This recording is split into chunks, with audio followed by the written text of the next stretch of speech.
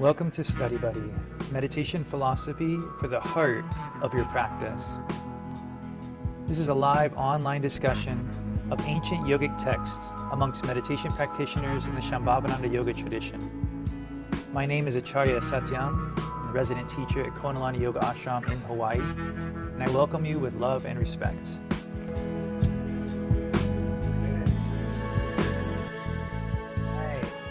Did it work? Did you guys hear all that? All right, cool. Good to see you. We are going back into the Vijnana Bhairava today. Very excited. It's going to be a really simple focal point. Yet it's really exciting because there's so much room for creativity and expression within it. So I'm looking forward to doing that with you. I got some yoga ready for us to get us ready to sit. So if you want to stand up with me, we can try that out.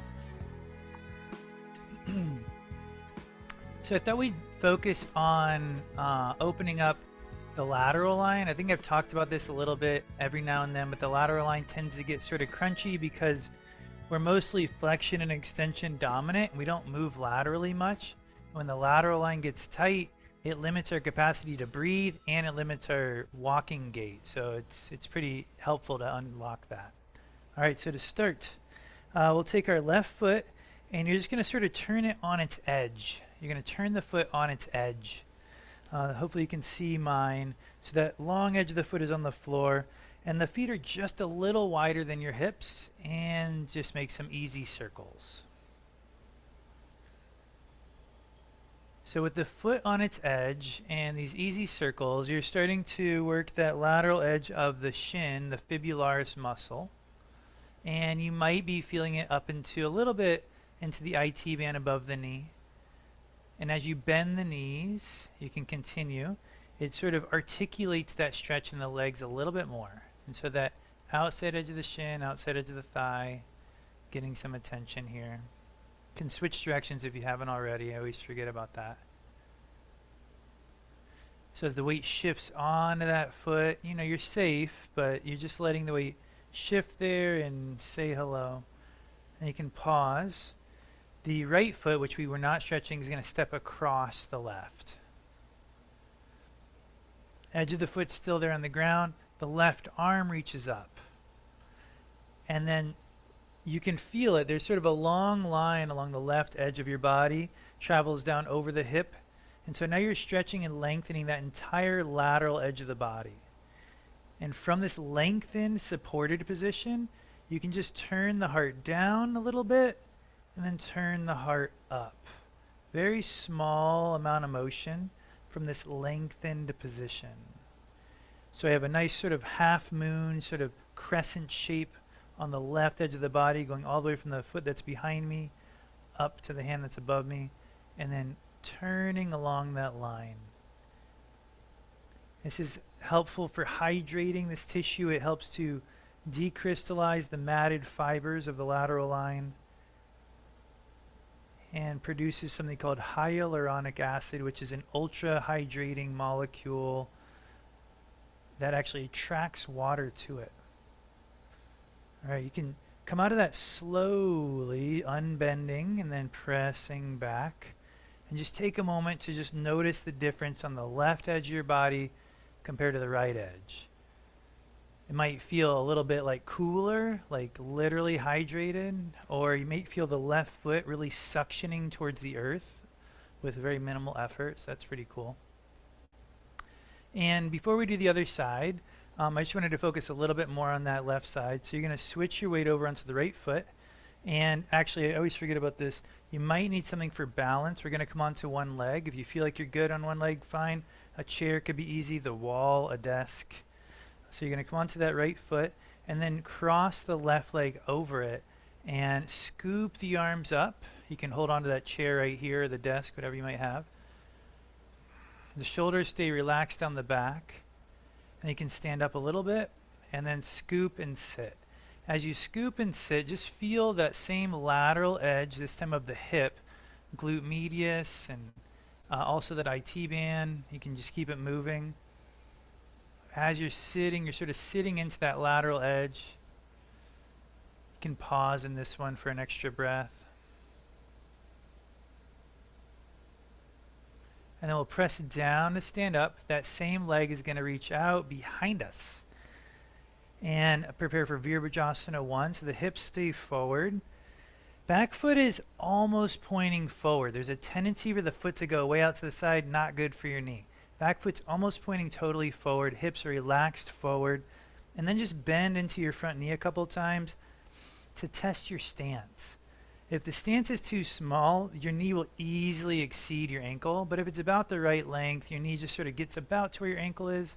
Now keep in mind that requires a little bit of resistance from you. You have to have a little bit of engagement across the front of the belly, keeping the pelvis pretty neutral as you bend the knee. Yeah, and you're welcome to just start playing with your arms. I see 3 different positions in this room, which is great. So that next time you bend the knee, you can scoop the arms up. You can even, fun modifications happening to the side is hands behind the head with a little lateral bend, sort of playing on our theme. Highly encouraged to explore. When I'm, you could say I'm the worst student in the room a lot of the time. You sort of go in my own way, and so I like seeing rebellious students exploring their bodies because that means they're actually feeling and listening. It's been a lot of work for that one leg, huh?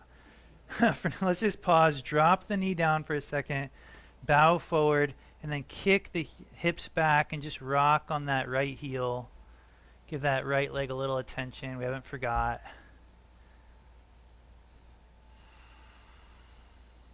Some circling on the heel helps to unlock the whole posterior chain.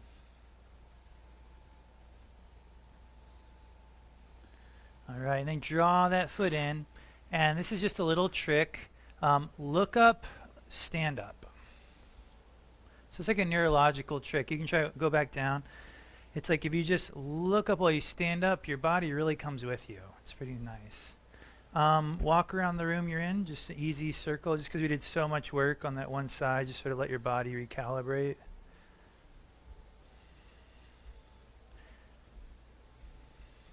You can find your way back.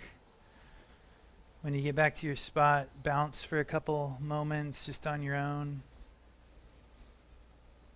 5, 4, 3, 2, 1, and shake. Nice shakes. Those are harder than they look. Okay, right foot sickles. Long edge of the foot finds the floor. Stay comfortable, stay supported, but you want that weight to drift over the foot as your hips circle.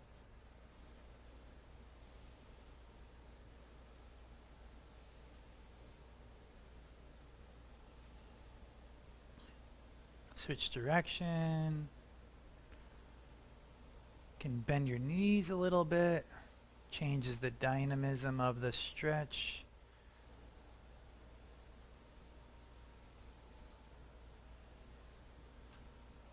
All right, and then pause. Left foot steps over right. Right arm comes up next to ear. And then try to really feel that long edge of the body. This right arm, the right ribs, the right hip, the right leg, all the way down to the right edge of the foot is long and lengthened, almost like you're just gently pulling this bow taut. And then from that lengthened supportive position, turning the heart down and turning the heart up. This helps to unstick the matted fibers of the lateral line. They layer on each other in a crisscross formation, and because again we don't move laterally much, they do tend to get stuck. Their movement becomes limited and inefficient. And so this is unsticking those layers, ultra hydrating.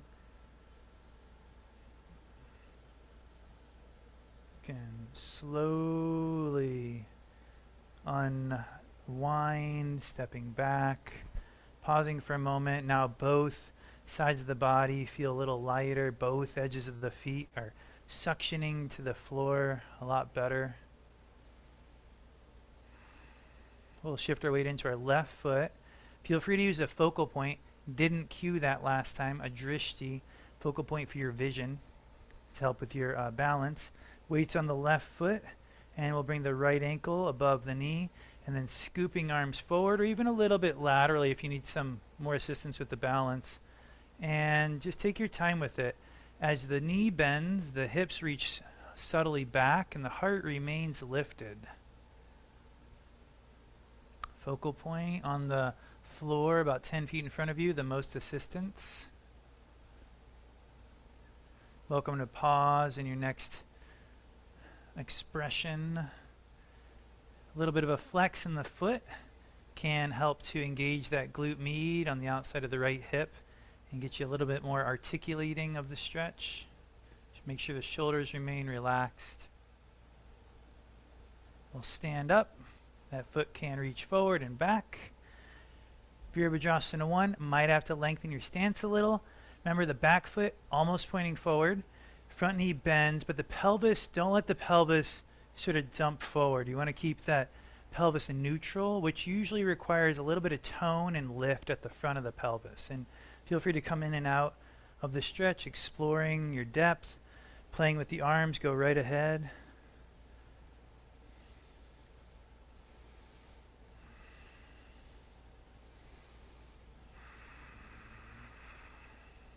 Whatever you're doing with the arms, make sure the shoulders and the neck sort of remain separate. As the shoulders move, the neck doesn't scrunch up with them.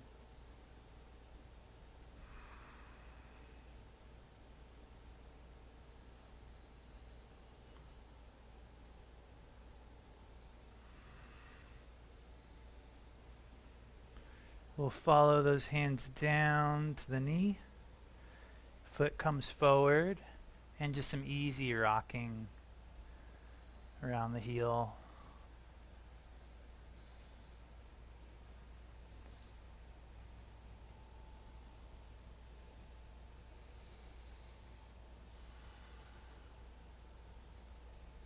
All right. And from there, you can just pause. You got your last minute or two for some solo movement. You're in a great position here in this middle level to play around while I get the next phase ready.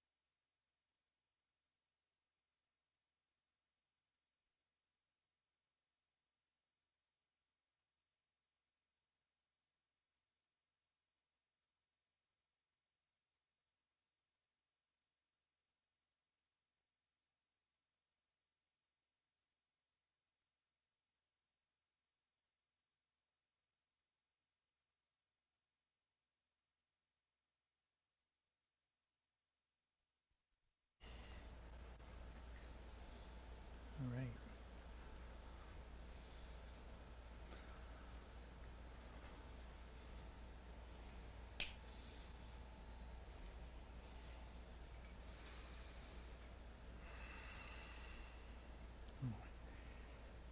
Yogita, welcome. Tejavan, good to see you.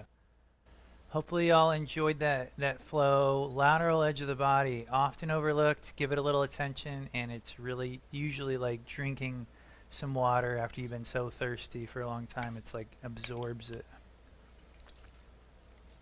So, Dharana 10. We've taken a little break. Now we're back. We had a Rudy month, we had a Reps month, and now we're back into the Vijnana Bhairava.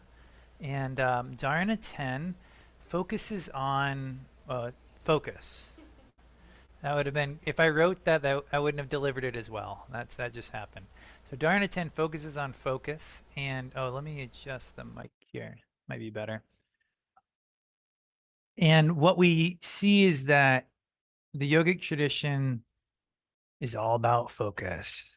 So if we reach back, we're going to start here with the Dharana, and I'll leave you with it for a moment or two. And then I'm going to sort of go through the years and show you how focus is really a focal point for the yogic tradition. So let's begin by looking at Dharana 10. This is the Jayadeva Singh translation.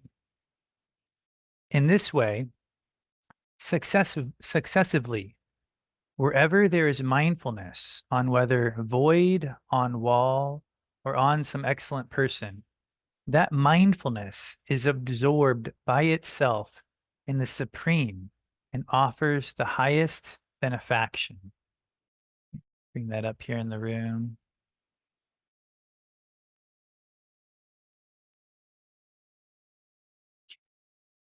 I'll read it one more time. In this way, successively, wherever there is mindfulness on whether void, on wall, or on some excellent person, that mindfulness is absorbed by itself in the Supreme and offers the highest benefaction. Just take a moment to be with that. We're going to look at it a lot. We're going to look at it from a lot of different angles, but see where that lands for you.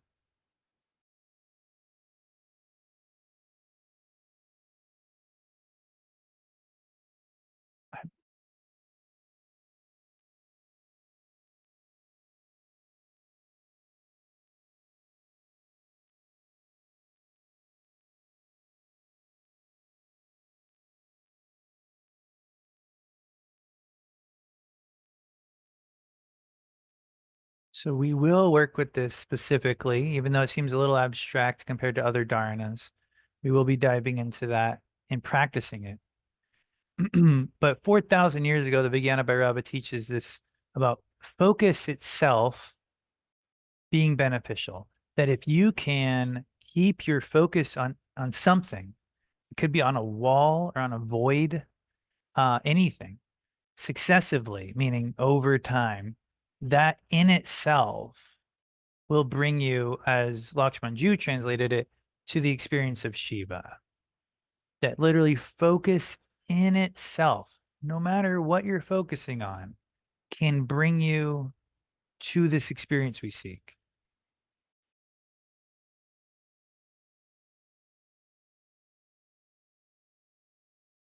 Weirdly, this wasn't planned to be in the presentation, but it just came up as I was speaking.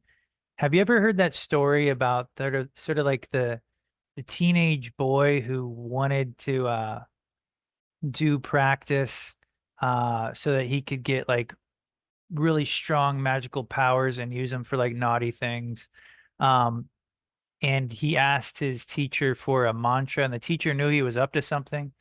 And the teacher was like trying to give him mantras that might be very, sattvic or beneficial. And the boy sort of refused. And he's like, I want like a cool mantra. And he was like, okay, how about Mara? Wasn't that it? Mara, which meant, and again, this, I'm just recalling this in this moment. So it meant something like pretty much like bad, evil. Yeah, Mara.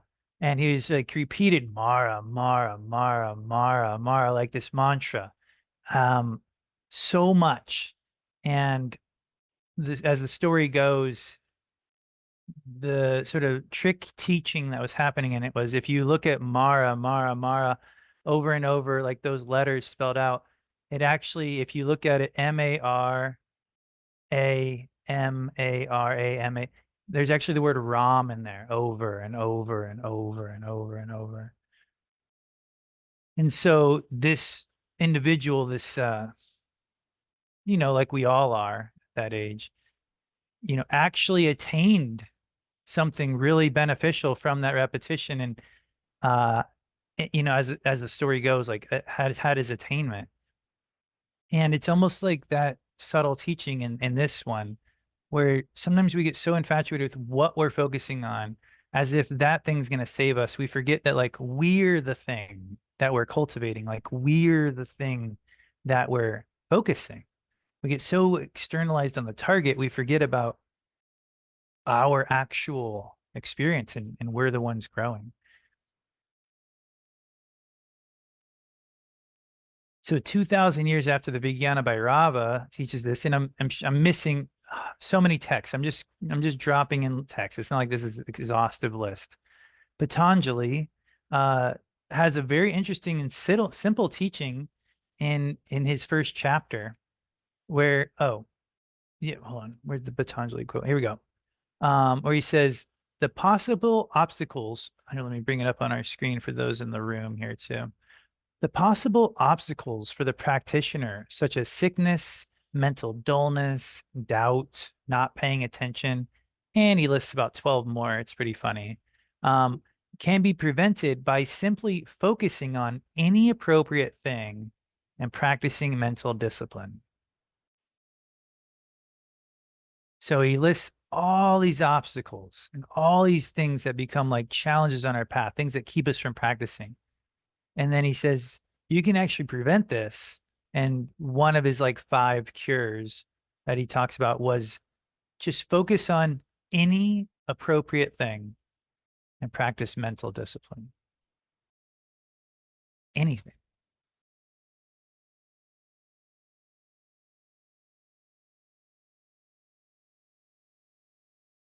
Thousand years later, again, skipping a lot of stuff here, not exhaustive. The Shiva Sutras teach in the second chapter Prayatna Sadhaka. And this is probably the most quoted sutra for me. I don't know why. I quote it so much in so many different contexts, no matter what the training is. Prayatna Sadhaka. Pauseless effort or pauseless focus brings attainment. Pauseless focus brings attainment.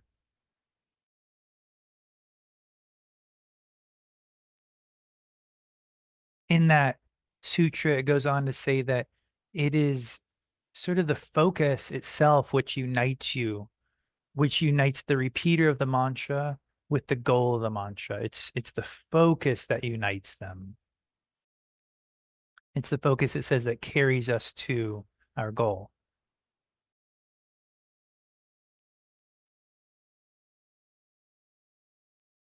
And then from Babaji's most recent text, a little bit longer quote.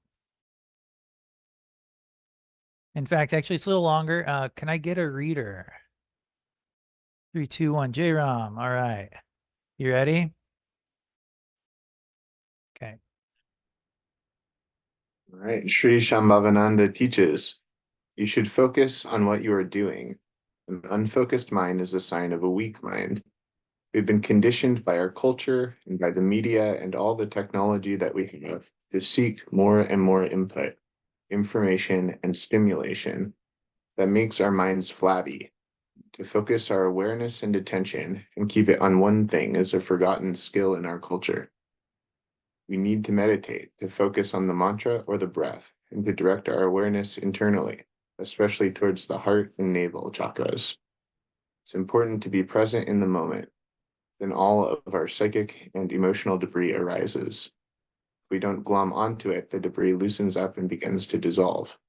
I know it makes us feel uncomfortable to dissolve some things, but that is what we must do to grow.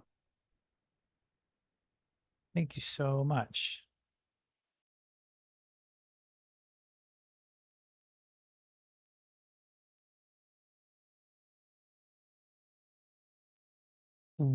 We've probably each of us has heard Babaji say this in one form or another in a satsang that we were in attendance for. I think it's a very common theme um, in a lot of his teachings, that the simplest thing of like focus on what you're doing is this incredibly powerful path to growth. And no, it's like none of us want to believe it's that simple until we do it, and then suddenly we're empowered.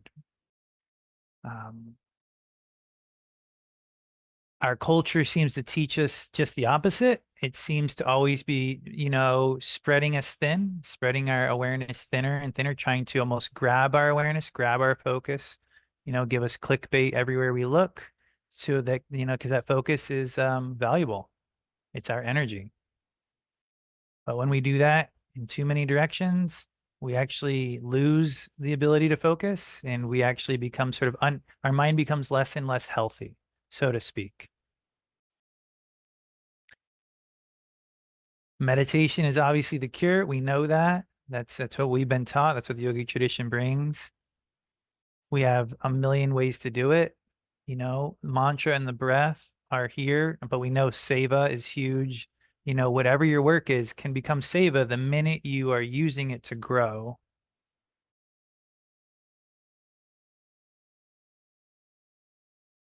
And that this internal awareness is really important in that he gives us the focal points of the heart and the navel are these focal points to direct our attention. And then finally, in the last part of the quote, we see the discomfort of focus. And this is something that's very real, not talked about a lot. That just the ability to grow focus is similar to growing muscle. You sort of have to break something down in order to build it back up. In the case of this quote, Babaji talks about a lot of things come up, so to speak. They come up when we try to be present. But if we don't work through it, that stuff settles back in and it's still affecting us. We've heard the analogy, of the silt at the bottom of the cup. You're pouring that awareness in and it stirs up all this stuff that's been affecting us. And so we stop pouring our awareness in because we don't want to feel like that. Yet the only way to remove it is to keep pouring the internal awareness and to let it overflow and take the debris out with it. So it brings us to, a simple question that if it could be answered on a single slide, it wouldn't be a 4,000-year-old inquiry. Yet, here we go. How do we improve our focus? How do we improve our focus? For fun, you can think of focus in terms of overt and covert focus. These are some ways that it can be described in more scientific inquiry, ways that if you were to analyze how we focus, how our eyes work, how, evolutionarily we've grown to be able to see one direction, but also see the environment we're in. This might be how you would describe focus. So overt focus would be something like the ability to look into the center of that flower and keep your eyes steady and relaxed, and to also maintain natural breath flow while you do so. Traditionally, you would probably start with about 30 seconds, the ability to gaze just for fun, because I can't resist a fun game. You're welcome to participate. So from whatever seat you're on, you might already started, so be it. Let your eyes rest naturally on that focal point and try to maintain your breath. I'll start the timer now. Try to maintain a breath flow, try to maintain good posture.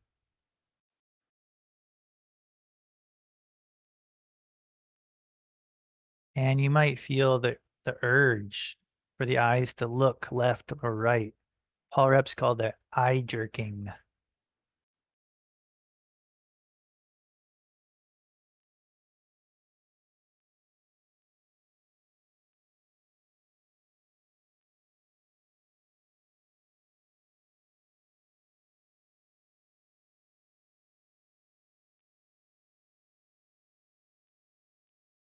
That's been about 40 seconds. I wanted to look, so couldn't look at the clock.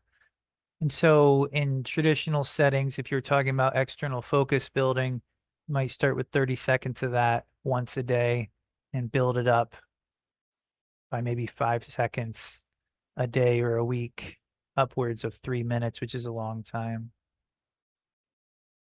Now, covert focus is another evolutionarily advantageous ability that we have. Let's say you were analyzing some setting that you were in nature, and it would not behoove you to look directly at the thing you were analyzing. You have the ability to look at that one point like we were just doing, and to actually have your attention on something else in your field of vision. So maybe there's a murti or a deity that you can also see while you're supposedly looking at that point.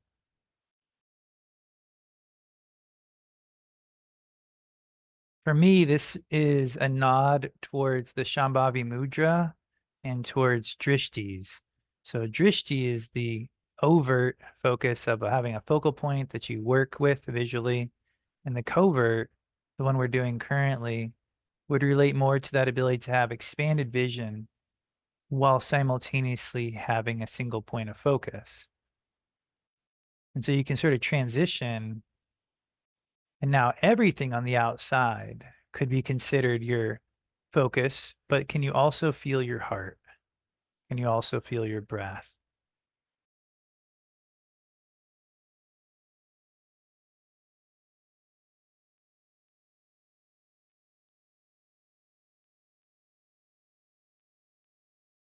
And so here we're working in a very similar way, except we've leveled up our playing field to where now we are cultivating internal and external focus. That is the source of a study that was cited by Andrew Huberman, which I have a quote here, and I left out the W, so it looks like Andre Huberman, which is sort of funny if you actually know his name. So Andre says a huge component of improving your ability to focus and concentrate by way of neuroplasticity, rewiring of the circuits for focus and concentration, is the repeated return to a state of focus from a state of non-focus or diminished focus. This to me is the true focal point of the Dharana and of the sutras, of Rudy's concept of effort over time equals growth, that focus is a cresting wave, and that it really is determined by, are you willing to come back to your focal point? And sort of concluding this concept, trying to shift the paradigm of focus. The reason I had that picture of the flower with the bullseye in it, which, with some help from AI, we drew together, so to speak. The reason I created that was because focus is too often like a bullseye, where you're trying something and you're either missing it or you're getting it, and that's a very limited perspective for focus. Uh, and science agrees uh, that it's something you're growing, it's something you're cultivating. It's not an all or nothing game. And it's the all or nothingness that usually keeps us from actually doing it. So instead of looking at focus like a bullseye, it's more like a flower. It's a garden. It's something you're growing a capacity for inside.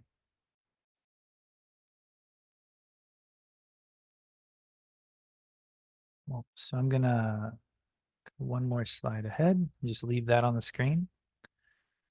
Something that's interesting about focus is letting yourself relax your focus. So let's take the next minute and relax your focus. Take a sip of water, stand up if you want to. Just like keep your focus soft and relaxed. Don't hone in on anything.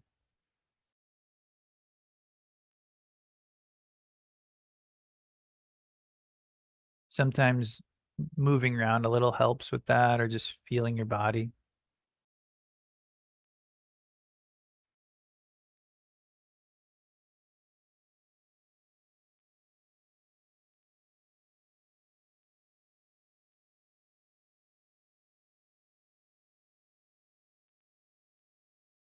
Hmm.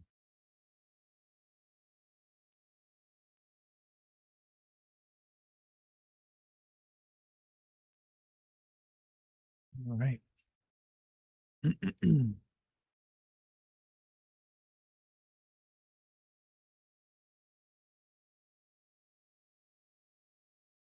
So we're going to take some time right now to cultivate focus through meditation.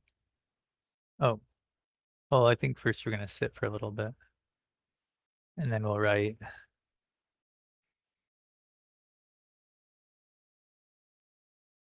And I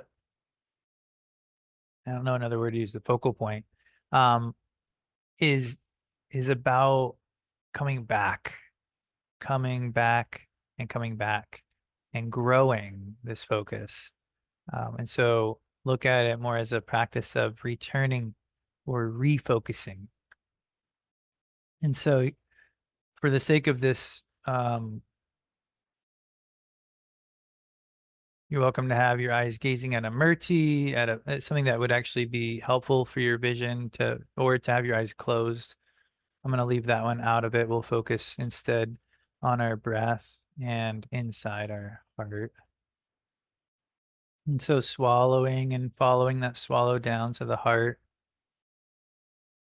breathing in and out through the nose.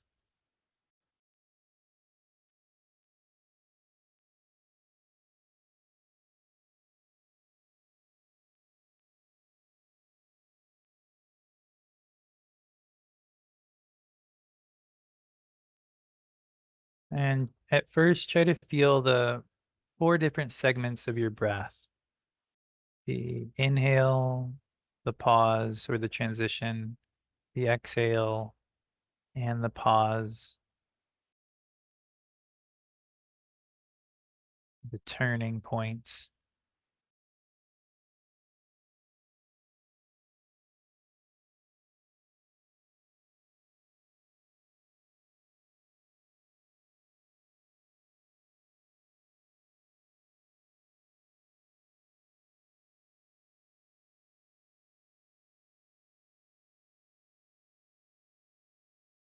And swallow again, and again, try to let your focus sink down towards the heart.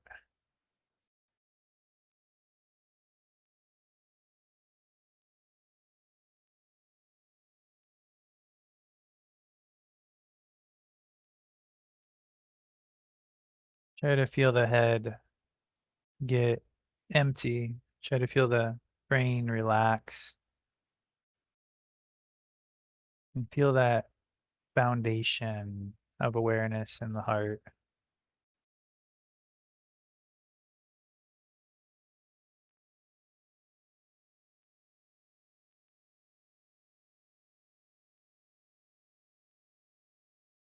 And imagine that point of the heart, like the center of that flower.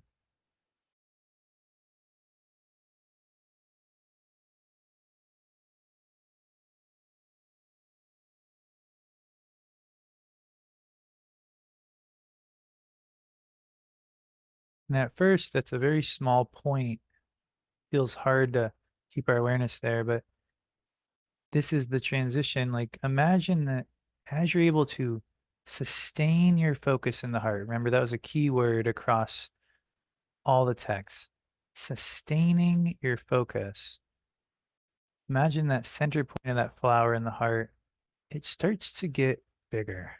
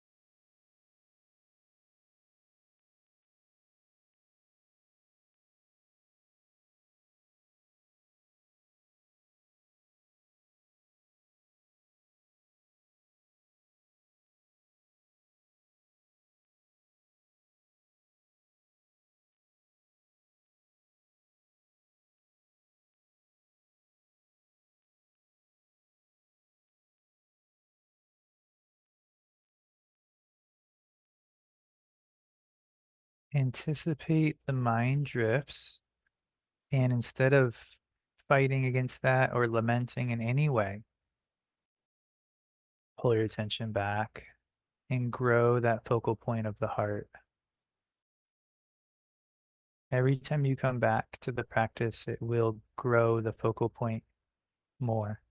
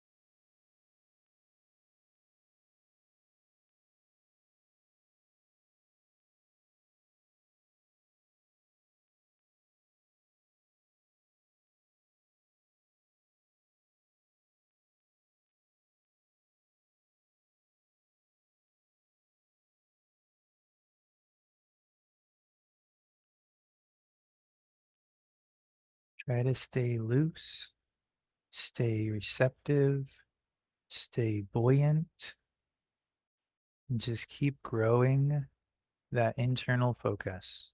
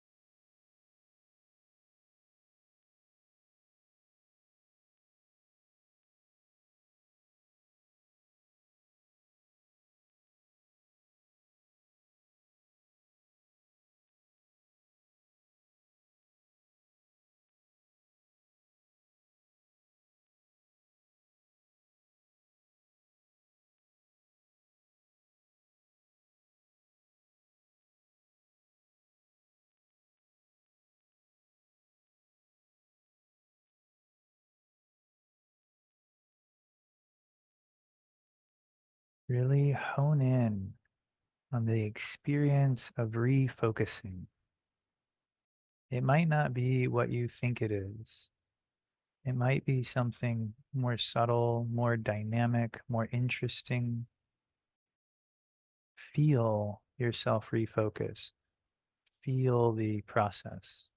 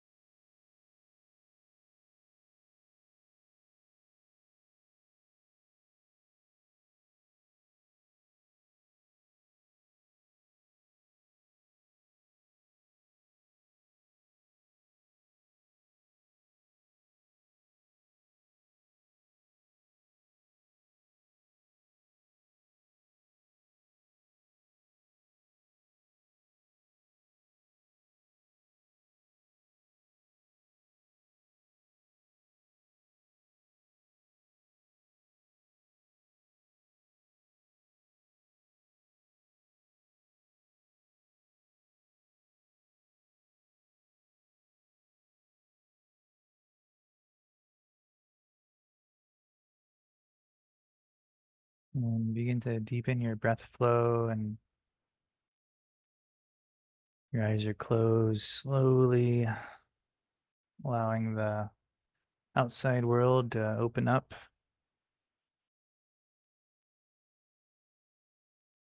And we'll take the next 2 to 3 minutes to reflect on your experience of refocusing, on maybe having a different interpretation of that practice. So putting pen to paper and see if you can feel your breath flow and come back to that focus while you write.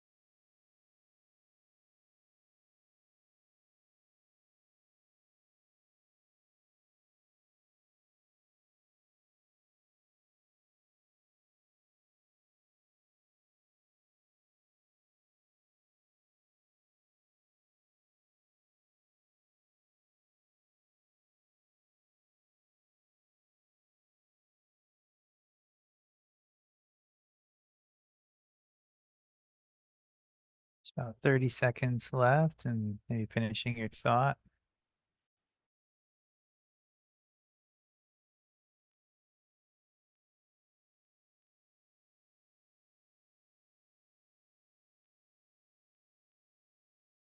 Taking a moment to reread, underline a keyword or phrase, and enter it into the chat box.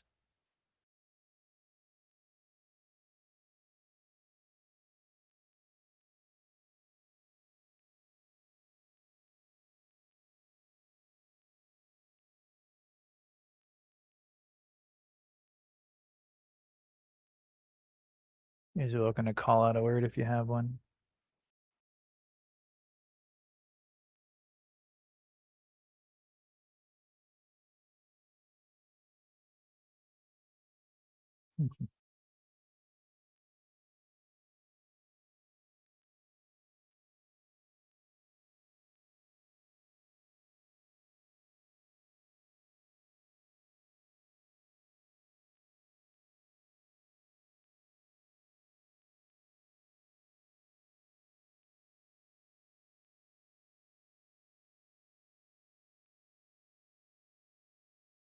Start reading a few. Endlessly stirring up the tension. abundance of newness, intricacy, appropriate, sudden in and out.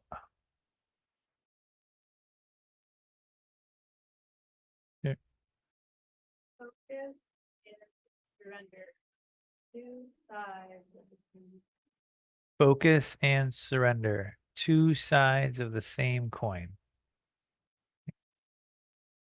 The play of the will when focusing. All right. Well, I don't know if it's going to work 2 weeks in a row, but just put your hand up like this if you want to share. Otherwise, I'll give it about 10 seconds and then call on you. Great, Yogita, go for it.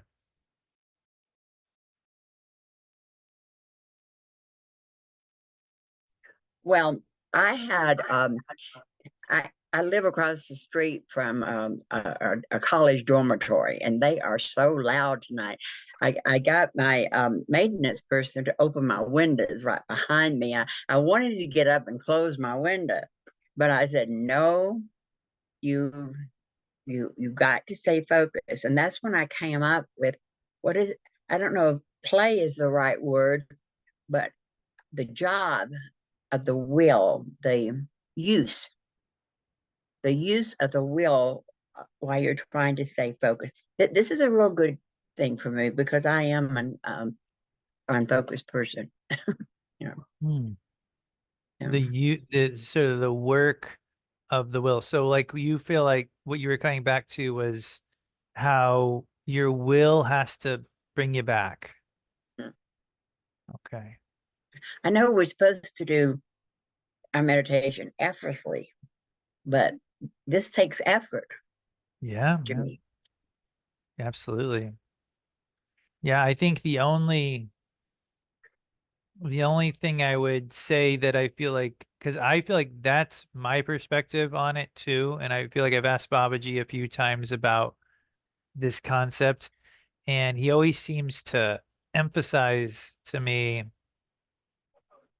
that we can't attain this kind of really like spiritual focus just with our will. And so I feel like he's always trying to tell me like it's this feeling of letting go. And so I don't know how that relates to the will for you, the surrender aspect.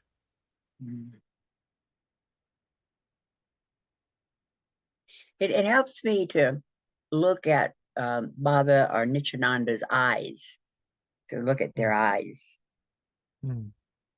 That helps me focus. Mm. And that way, it's like they're helping me. Mm.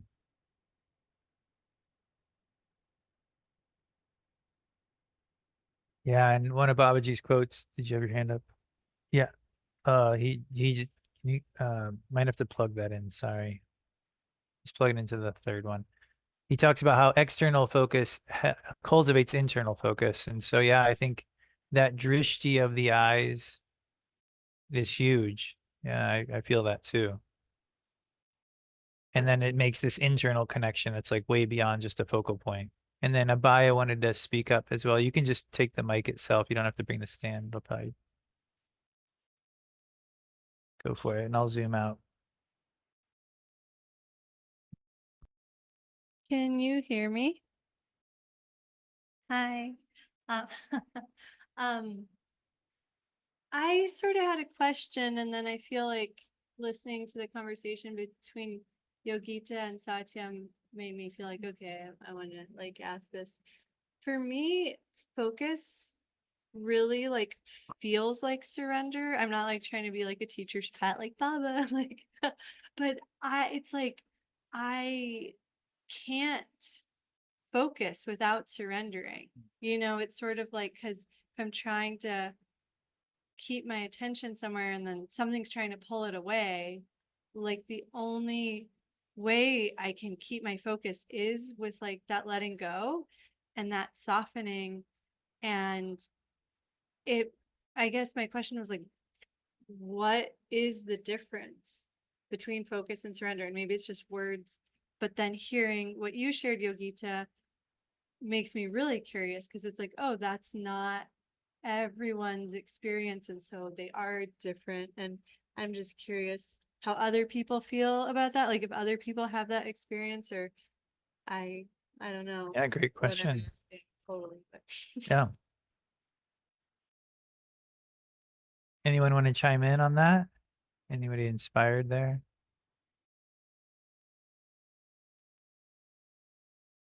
Pietra has a fun fact that may or may not relate to what we're talking about. Yeah, I'll zoom out a little more. You're good. So since it was mentioned Andrew Huberman, I'm a big fan of neuroscience too. And there's a study that was made with from Nature magazine. And they did fMRI scans in monks' brains. And they actually saw that the frontal lobes, the prefrontal cortex of the monks were really thick. And the prefrontal cortex is the part of the brain that is related to focus, our decision making, like our rational thinking, and our emotional response to things. And they also did another like task with them, like trying to trigger them emotionally, trying to make them have like aggressive response or something. And they were really, really still. And how do we work on that? They say that of course, like one of the main points to work on your prefrontal cortex is through meditation. And the second is reading, where you can actually focus on something, where your mind is Say still on reading? something. Yeah. Oh. The second one is reading, but the first one is meditation. Oh. And this happens because when we create like neuroplasticity, which is like when we form an habit, like when our neurons are connecting with each other, forming synapses, just like forming an habit, like to the first weeks is really hard. You're just like, oh, triggering, and then it starts like getting easier and easier, because those neurotransmitters, they get like thicker and thicker. And it's funny because they actually look like a tree. So like Babaji always says, like practice, keep doing it over and over and over and over again. And that's exactly what happens in our brain when we do the same thing over and over again, when we do the mantras over and over again, when we do the meditation over and over again. We're actually reinforcing that tree in our brains. There's neurotransmitters in our brain to create more and more focus, more and more ability to be still, have less emotional aggressive response. So it's just a fun thing. Yeah. Thank you. Excellent.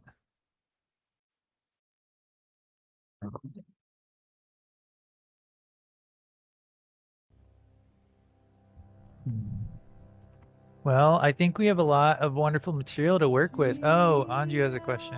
Let's do that. Anju. Sorry. Yeah, I go was for just it. going to say to a biased question, I feel like for me, I have to focus to surrender.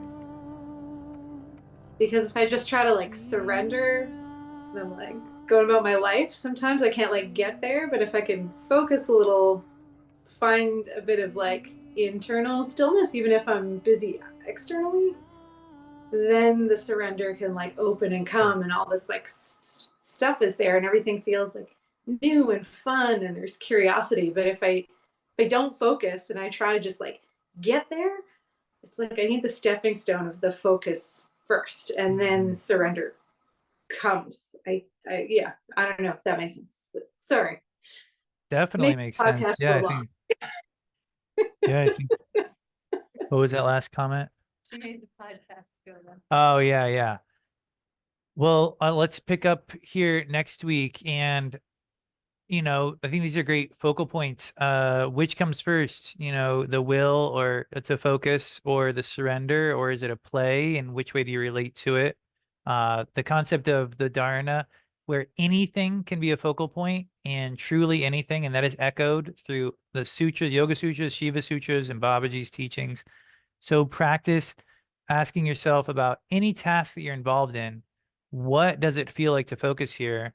How do I come back to it? And how can I make this, how can I relate this more to my practice? And then let's meet next week. We'll touch on all those and we'll meditate again and discuss. So, yay. Thanks everybody for being here. Namaste. Way to go.